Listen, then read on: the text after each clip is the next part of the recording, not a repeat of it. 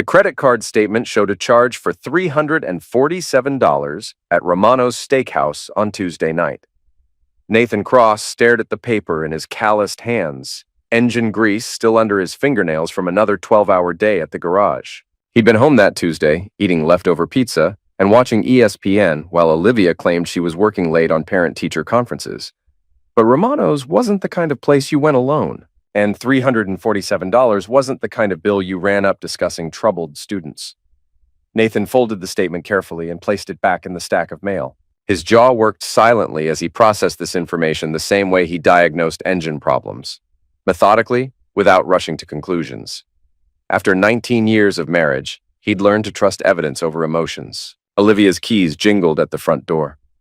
Nathan moved to the kitchen counter, spreading the bills out like he'd been paying them all along. She entered with that bright smile she'd perfected during her 15 years as Pine Ridge Elementary's vice principal, the one that made parents feel heard while she maneuvered them exactly where she wanted them. "Hey, sweetheart," she said, dropping her purse and kissing his cheek. Her perfume was different, something expensive and floral that definitely wasn't the drugstore body spray she usually wore. "How was your day at the shop?" "Fixed 3 transmissions and diagnosed a fuel pump. Mrs. Henderson's Honda is running like new." He gestured to the bills. Credit card statement came in. "Looks like you had dinner at Romano's this week." Olivia didn't miss a beat. "Oh, that. Sarah Patterson's daughter is having behavioral issues in class. Her mother insisted on taking me to dinner to discuss it privately. You know how these parents can be?" Nathan nodded, filing away the lie with the same precision he cataloged parts in his inventory system. Sarah Patterson drove a beat-up Toyota and worked 2 jobs to support her family. She wouldn't drop $347 on dinner if her life depended on it. "Must have been some conversation," he said mildly. "You have no idea. 3 hours of her crying about her divorce affecting little Emma's grades. I barely touched my food." Olivia moved to the refrigerator, her back to him. "I'm exhausted. I think I'll take a bath and go to bed early." Nathan watched her leave, noting the slight tremor in her hands as she grabbed a bottle of wine. In 19 years, he'd seen Olivia handle angry parents, hostile school board members, and budget crises without breaking a sweat. Whatever was making her nervous now had nothing to do with the Patterson family. He waited until he heard water running upstairs before pulling out his phone. A quick Google search confirmed what he already suspected. Romano's was booked solid on weeknights, requiring reservations weeks in advance. The kind of place Derek would choose to impress someone. Derek, his younger brother, who'd been calling the house more frequently in recent months. Derek, who'd always resented Nathan inheriting their father's land, when Nathan was the one who'd stayed to take care of the old man until he died. Nathan's military training had taught him patience. 12 years in Army intelligence before he came home to Pine Ridge had shown him that people revealed their secrets when they thought nobody was watching. He'd spent those years in places where assumptions got people ended, where the difference between truth and lies was measured in body counts. Now he applied those same skills to his marriage. Over the next 2 weeks, Nathan began to pay attention, really pay attention. Olivia's phone, which used to sit casually on counters and tables, now stayed glued to her side. She took calls in the bathroom with the fan running. Her work schedule, previously predictable as sunrise, became erratic with late meetings and weekend conferences that somehow never appeared on the school district's public calendar. The real breakthrough came when he installed a security camera system at Cross Automotive. Officially, it was to prevent the break-ins that had been plaguing local businesses. Unofficially, it gave him a clear view of the parking lot where Olivia sometimes stopped by to bring him lunch. On a Thursday afternoon in October, Nathan watched the monitor from his office as Olivia's silver Accord pulled into the lot. She parked in her usual spot near the entrance, but instead of getting out, she sat in the car for nearly 10 minutes. Nathan was about to go check on her when Derek's black pickup truck appeared on screen. His brother parked 3 spaces away. Through the grainy footage, Nathan watched Derek walk to Olivia's car and get in the passenger seat. For 47 minutes, they talked with an intensity that looked nothing like casual family conversation. When Derek finally got out, he leaned back through the driver's window and kissed Nathan's wife. Not a brotherly peck on the cheek. A kiss that spoke of familiarity, of shared secrets, of promises made in darkness. Nathan saved the footage to 3 different drives and sent copies to an encrypted email account he'd maintained since his military days. Then he sat in his office chair, staring at the frozen image of his wife and brother, and began to plan. The first step was information gathering. Nathan had learned long ago that knowledge was the most dangerous weapon in any arsenal. He started with Derek's finances, using contacts from his army days to pull credit reports and banking information. What he found painted a picture of a man drowning in debt despite his claims of running a successful landscaping business. Derek owed money to suppliers, creditors, and worse, people who didn't believe in payment plans. Olivia's finances were more complex but equally revealing. The joint account she shared with Nathan showed regular transfers to a savings account he'd never known existed. Small amounts at first, $50 or $100, but growing larger over the past 6 months. The account now held nearly $15,000, money that should have been going toward their mortgage or the shop's expansion he'd been planning. But the real revelation came when Nathan accessed the property records for Riverside County. 3 weeks earlier, someone had filed a request to have Nathan declared mentally incompetent, citing his increasingly erratic behavior and inability to manage his financial affairs. The petition, signed by Olivia Cross and supported by a statement from Derek Cross, requested that Olivia be granted power of attorney over Nathan's assets, including the 47 acres of mountain property their father had left him. Nathan sat in the courthouse parking lot, reading the documents on his laptop screen. The petition painted him as a man spiraling into depression and paranoia, someone who'd been talking about enemies everywhere and making nonsensical accusations against family members. It included a statement from Dr. Amanda Foster, a psychiatrist Nathan had never met, evaluating his mental state based on family reports and recommending immediate intervention. The hearing was scheduled for November 15th, 3 weeks away. Nathan drove home in silence, his mind working through possibilities like a computer processing data. Olivia and Derek had been planning this for months, maybe longer. They'd been building a case, creating a paper trail, establishing a narrative that would let them steal everything he'd worked for. The affair was just the appetizer. The real meal was his inheritance, his business, his entire life. That night, Nathan made his first move in what would become a war of attrition. He started with Derek's weakness, his pride. Nathan knew his brother well enough to understand that Derek needed to feel superior, needed to believe he was the smartest person in any room. So Nathan began to play the role of the paranoid, unstable husband they were trying to create. At the hardware store where Derek sometimes grabbed coffee, Nathan made loud comments about feeling watched and followed. He complained to the clerk about phone calls in the middle of the night, about strange cars parked outside his house. He mentioned these things when he knew Derek's friends were around, when he knew word would get back to his brother. At the same time, Nathan began documenting everything. He installed recording equipment in his own home, hidden cameras that would capture any conversations between Olivia and Derek when they thought he wasn't around. He hired a private investigator from the next county over, a former cop named Simon Blake, who specialized in infidelity cases and insurance fraud. Simon's initial report confirmed what Nathan already suspected.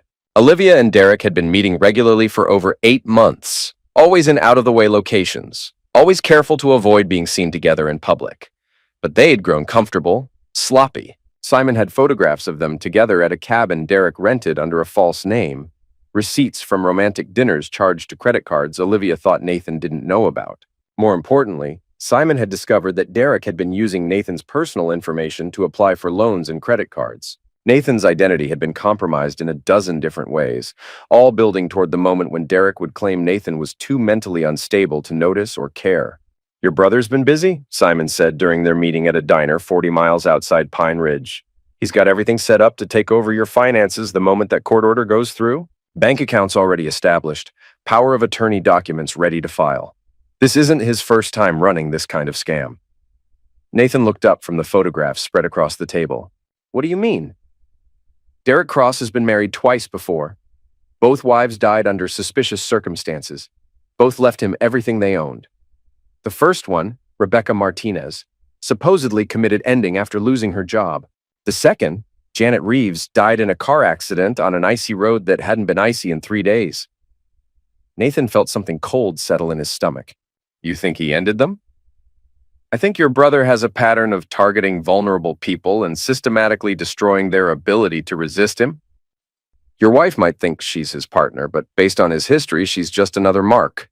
That night, Nathan sat in his garage until 3 in the morning, staring at the surveillance footage of Olivia and Derek kissing in his parking lot. He understood now that this wasn't just about adultery or money. This was about survival. Derek had killed before, and he would do again if it meant getting what he wanted. Nathan had spent 12 years in military intelligence, but he'd never applied those skills to warfare on his own soil. Now he began to think like a soldier again, like someone whose life depended on outmaneuvering an enemy who had already proven willing to end. The plan that emerged was elegant in its simplicity. Instead of trying to prove Derek and Olivia's guilt, Nathan would use their own weapons against them. If they wanted to portray him as mentally unstable, he would give them exactly what they were looking for, until the moment he revealed that he'd been recording everything. Nathan began phase 1 of his counterattack on a rainy Tuesday morning in early November. He called in sick to work, something he hadn't done in over 2 years, and spent the day at home acting increasingly agitated whenever Olivia was around. He muttered about phone calls that didn't exist, complained about neighbors spying on him, and made a show of checking locks and windows multiple times. When Olivia tried to comfort him, Nathan pulled away with suspicious looks. When she suggested he see a doctor, he accused her of trying to drug him. By evening, she was on the phone with Derek, whispering urgently in the bathroom while Nathan pretended to sleep. The next morning, Nathan escalated. He showed up at Derek's landscaping office, which turned out to be a rented storage unit behind a strip mall, and confronted his brother about following him around town. Derek, who had indeed been keeping tabs on Nathan's movements, played the concerned brother perfectly. "Nathan, you're scaring me," Derek said, his voice full of manufactured worry. "When's the last time you slept? You look terrible." "I sleep fine when people aren't breaking into my house," Nathan snapped. "I know it's you. I know you want the land. Dad never should have given it to me, right?" "That's what you think." Derek's eyes flashed with genuine emotion for just a moment. Greed, resentment, hatred, before the mask of concern slid back into place. "Nobody's breaking into your house. Nobody wants to hurt you. But this paranoia, these accusations, they're not normal, Nathan. Maybe you should talk to someone." "Like who? Dr. Foster?" Derek's surprise was genuine this time. "Who's Dr. Foster?" Nathan filed away that reaction. Derek hadn't been involved in creating the fake psychiatric evaluation. That was all Olivia's work. Interesting. Perhaps their partnership wasn't as complete as he'd assumed. "Never mind," Nathan muttered, backing toward his truck. "Just stay away from my wife." As he drove away, Nathan saw Derek pull out his phone, no doubt calling Olivia to report on their disturbed conversation. Perfect. Every interaction was being documented by the hidden recording devices Nathan had sewn into his jacket, every word captured for the eventual revelation that would destroy them both. Phase 2 began 3 days later when Nathan discovered that someone had been in his house while he was at work. Nothing was missing, but small things were out of place. Papers moved, drawers opened and closed just slightly off from how he'd left them. Olivia was searching for something. Probably the bank statements or property deeds that would give her more ammunition for the competency hearing. Nathan decided to give her what she was looking for. He created false documents suggesting he'd been hearing voices, seeing things that weren't there, making increasingly irrational decisions about his business. He left them in places where Olivia would find them during her searches. A doctor's appointment reminder for psychiatric evaluation tucked between insurance papers. A prescription bottle for anti-anxiety medication, actually vitamin supplements. Left. In his work truck, handwritten notes about people watching the house strategically placed in his desk drawer. Each piece of false evidence was designed to support the narrative Olivia and Derek were building, but each was also traceable back to its real source. The fake doctor's appointment was scheduled with a physician who didn't exist at a clinic that had been closed for 3 years. The prescription was written by a psychiatrist whose license had been revoked for fraud. The handwritten notes were created on paper Nathan had purchased specifically for this purpose, with receipts and credit card records proving when and where he'd bought them. Nathan was building a trap within a trap, letting Olivia and Derek think they were succeeding while documenting every step of their fraud. The breakthrough came on November 8th, exactly 1 week before the competency hearing. Nathan had installed motion-activated cameras throughout his house, devices so small they looked like decorative buttons or electrical outlets. When he reviewed the footage from his home office, he watched Olivia systematically photographing his financial records while talking on her phone. "No, I haven't found the property deed yet," she was saying. "He must keep it somewhere else." "What do you mean, what if he doesn't have it?" "Of course he has it. You can't own land without having the deed." "Yes, I understand the timeline. November 15th. I'll have everything we need by then." She paused, listening to whoever was on the other end of the call. Nathan enhanced the audio, but couldn't make out the other voice clearly. "Derek, calm down. I know what I'm doing." I've been planning this longer than you have. No, he doesn't suspect anything. He's falling apart exactly like we hoped. Dr. Foster's report will be perfect evidence. I don't care what your previous wives thought about your methods. This is different. This is better. Nathan's blood went cold. Previous wives, plural. Simon Blake had been right about Derek's history, and now Nathan had proof that Olivia knew about it. She wasn't an innocent victim being manipulated by Derek. She was a full partner in whatever they had planned. The conversation continued for another 10 minutes, with Olivia detailing her search of Nathan's financial records and discussing backup plans if the competency hearing didn't go as expected. Nathan saved every word to his encrypted files and began preparing for the final phase of his counterattack. On November 12th, 3 days before the hearing, Nathan made his move. He started by visiting Detective Jenna Ruiz at the Pine Ridge Police Department. Ruiz was a 10-year veteran who'd known Nathan since high school, someone he could trust to listen without immediately dismissing his claims as paranoid delusions. "Jenna, I need to report a conspiracy to commit fraud," Nathan said, settling into the chair across from her desk. Ruiz looked up from her paperwork with a mixture of curiosity and concern. Nathan looked like he hadn't slept in weeks, which wasn't far from the truth, but his voice was steady and his eyes were clear. "What kind of fraud, Nathan?" "Identity theft, forgery, conspiracy to commit guardianship fraud, and potentially conspiracy to commit murder." He placed a flash drive on her desk. "Everything's on there. Audio recordings, video surveillance, financial records, forged documents. My wife and brother have been planning to have me declared mentally incompetent so they can steal my inheritance." Ruiz picked up the flash drive, turning it over in her hands. "That's a serious accusation. You understand I'll have to investigate this thoroughly? I'm counting on it. But Jenna, there's something else. I have reason to believe Derek has done this before, to his previous wives, both of whom died under suspicious circumstances shortly after signing over their assets to him." Nathan spent the next 2 hours walking Ruiz through the evidence he'd collected. The fake psychiatric evaluation, the forged power of attorney documents, the secret bank accounts, the recorded conversations. By the time he finished, Ruiz was making notes and asking for copies of everything. "I'll need to verify all of this," she said. "If even half of what you're telling me is true, we're looking at multiple felonies." "But Nathan, why didn't you come to me sooner? Why let it get this far?" "Because I needed them to commit to the fraud completely. I needed evidence that would hold up in court, not just suspicions and circumstantial evidence. They had to believe they were winning right up until the moment they lost everything." Ruiz nodded slowly. "What do you want me to do?" "I want you to be at the competency hearing on November 15th. I want you to see them perjure themselves in front of a judge before you arrest them. And I want you to be ready to investigate Derek's previous wives the moment this case breaks open. You want to let them continue with their plan, even knowing what they're capable of?" Nathan's smile was cold and empty. "I want them to hang themselves with their own rope. And I want everyone in Pine Ridge to see exactly who they really are." November 15th dawned gray and cold, with the promise of snow and the heavy clouds hanging over the mountains. Nathan dressed carefully in his best suit, the one he'd worn to his father's funeral, and drove to the courthouse with the calm precision of a soldier heading into battle. The hearing was scheduled for 10 a.m. in Judge Patricia Hawkins' courtroom. Nathan arrived early and sat in the back, watching as Olivia and Derek entered with their lawyer, a smooth-talking man named Richard Crenshaw, who specialized in family law and estate planning. Olivia looked perfect, as always, professional but concerned.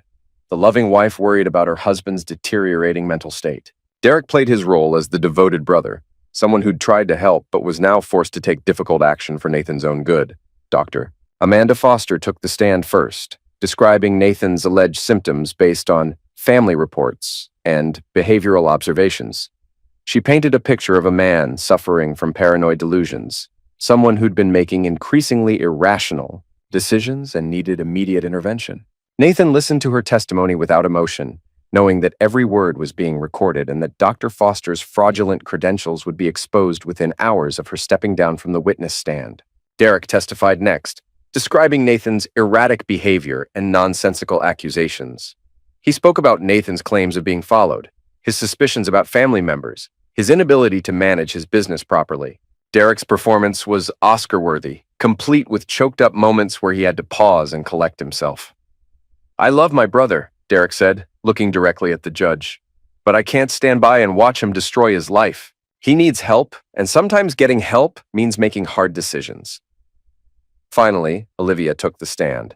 She described Nathan's increasing paranoia, his accusations about their marriage, his violent outbursts and threatening behavior. She produced the fake evidence Nathan had planted, the prescription bottles and doctor's appointments, and handwritten notes about surveillance. "I'm afraid of what he might do," she said, tears streaming down her face. "To himself or to others. I just want him to get the help he needs before something terrible happens." Judge Hawkins listened to all the testimony, reviewed the evidence, and appeared ready to grant the petition for guardianship when Nathan's lawyer stood up. Attorney Sarah Kim was a former prosecutor who specialized in fraud cases, someone Nathan had hired specifically for this moment. "Your Honor, before you make your ruling, I'd like to present evidence that this entire proceeding is based on forged documents and perjured testimony." The courtroom erupted. Crenshaw objected vehemently, claiming this was a desperate attempt to derail legitimate concerns about Nathan's mental health.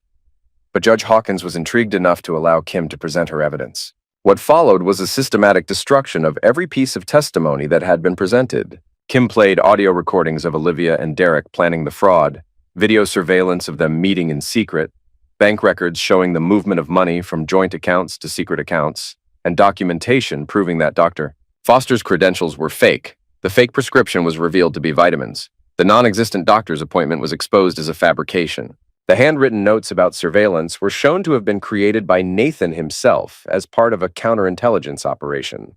But the most damaging evidence came when Kim called Detective Ruiz to the stand and presented evidence linking Derek to the suspicious deaths of his previous wives. "Your Honor," Kim said, "this case isn't about a man having a mental health crisis. It's about a predator who was killed before and was planning to do it again, using his victim's own wife as an accomplice." By the time Kim finished presenting her evidence, Derek looked like he was going to be sick.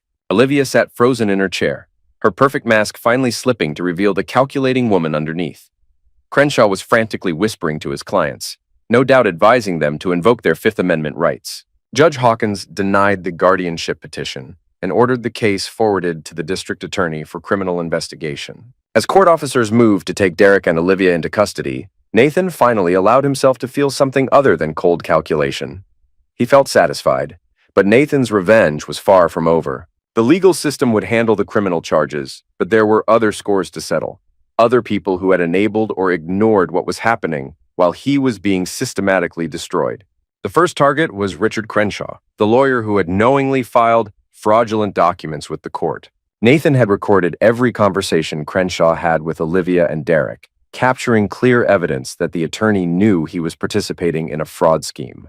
Nathan released those recordings to the State Bar Association, along with documentation showing that Crenshaw had handled the estate planning for Derek's previous wives. Within a week, Crenshaw's law license was suspended and he was facing criminal charges of his own.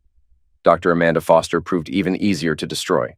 Nathan's investigation revealed that she wasn't licensed in any state and had been operating under a stolen identity. The real Dr. Foster had died 3 years earlier in a car accident.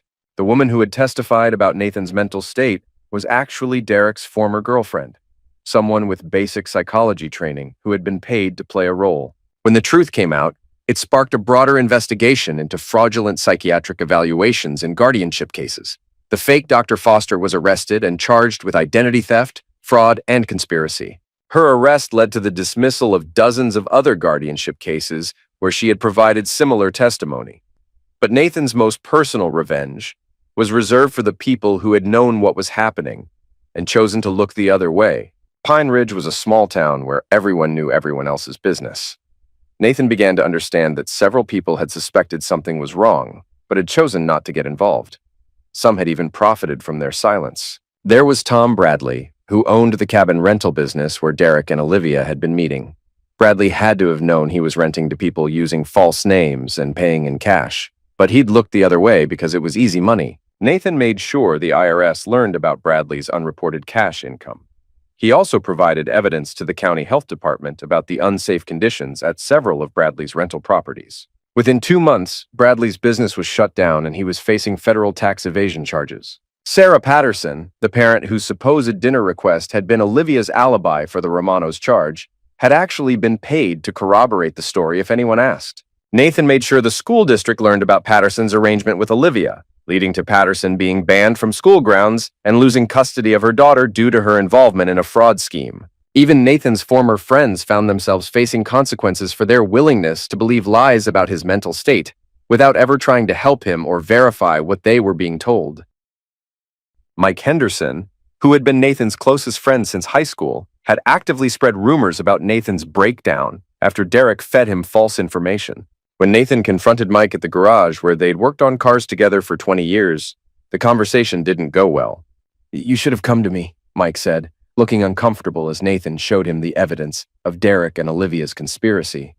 "If you'd just told me what was really happening, I shouldn't have had to tell you anything," Nathan interrupted. "You've known me for 30 years.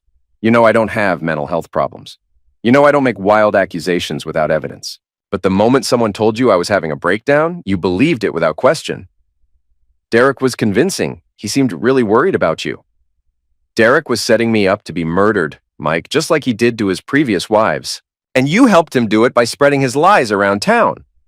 Mike tried to defend himself, but Nathan had already heard enough. He ended their friendship that day and made sure everyone in Pine Ridge knew exactly what role Mike had played in the conspiracy.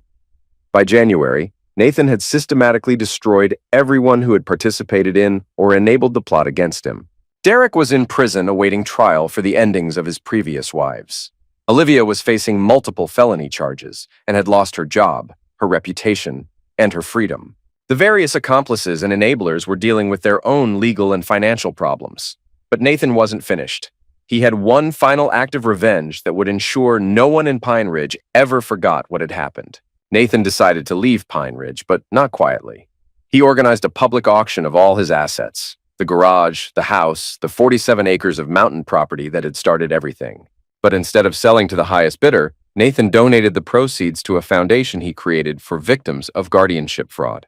The auction drew huge crowds, including reporters from regional newspapers and television stations who had been following the story of the Pine Ridge conspiracy. Nathan used the media attention to tell his story in detail, describing how a network of corrupt individuals had nearly succeeded in stealing his life.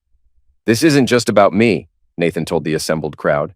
"This is about a system that allows predators to operate by exploiting people's willingness to believe lies rather than ask hard questions. Derek Cross didn't succeed because he was smart or careful. He succeeded because people chose not to see what was right in front of them."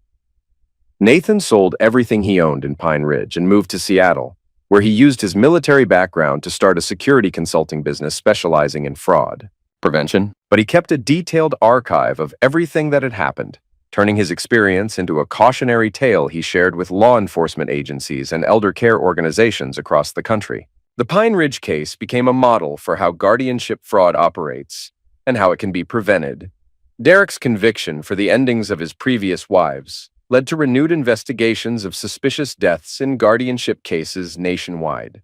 Dozens of other predators were caught and prosecuted as a result of the attention Nathan's case brought to the issue. 3 years after the courtroom confrontation that had ended his old life, Nathan received a letter forwarded from his old address in Pine Ridge. It was from Olivia, written from the women's prison where she was serving a 15-year sentence for fraud and conspiracy. The letter was full of self-pity and blame-shifting. Olivia claimed she had been manipulated by Derek, that she had never intended for anyone to get hurt, that she had loved Nathan despite everything. She begged for forgiveness and asked Nathan to visit her in prison. Nathan read the letter once, then fed it into his shredder. Some things didn't deserve the dignity of a response. On a cold February morning, exactly 4 years after he'd first seen that credit card statement from Romano's Steakhouse, Nathan stood in his Seattle office looking out at Elliott Bay. His phone rang, a potential client calling about a suspected embezzlement case. "Cross Security Consulting," Nathan answered. "How can I help you?" As he listened to another story of betrayal and financial manipulation, Nathan felt the familiar satisfaction of being on the right side of a fight.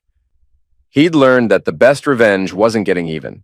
It was making sure the same thing never happened to anyone else. Derek Cross died in prison 2 months later, killed by another inmate who had lost his grandmother to a guardianship scam. Nathan read about it in the Seattle Times and felt nothing at all. Olivia was released early for good behavior after serving 9 years of her sentence. She tried to contact Nathan through social media, through mutual acquaintances, through letters sent to his business address. Nathan ignored all of her attempts at communication. The last Nathan heard, Olivia was living in a trailer park outside Spokane, working nights at a convenience store and trying to rebuild some kind of life from the wreckage of her choices. She'd lost everything: her career, her reputation, her freedom, her future. She would spend the rest of her life as a convicted felon, forever marked by her participation in a conspiracy that had nearly succeeded in destroying an innocent man. Nathan never spoke to her again. He didn't need to. The justice system had handled the punishment, and time had handled the rest. Olivia would live with the consequences of her choices every day for the rest of her life, just as Nathan lived with the consequences of his decision to fight back instead of becoming another victim. On quiet evenings in his Seattle apartment, Nathan sometimes thought about the man he'd been before he found that credit card statement. That man had trusted easily, loved unconditionally, and believed that good people didn't have to constantly watch their backs. That man passed away, killed as surely as if Derek had succeeded in his original plan. In his place was someone harder, more careful, more aware of how quickly trust could be weaponized against the trusting. Nathan didn't mourn that loss. The man he'd become had saved his own life and the lives of countless others who might have fallen victim to similar schemes. He'd turned his personal nightmare into a force for justice, using his pain to prevent others from experiencing the same betrayal. Sometimes justice looked like a courtroom conviction.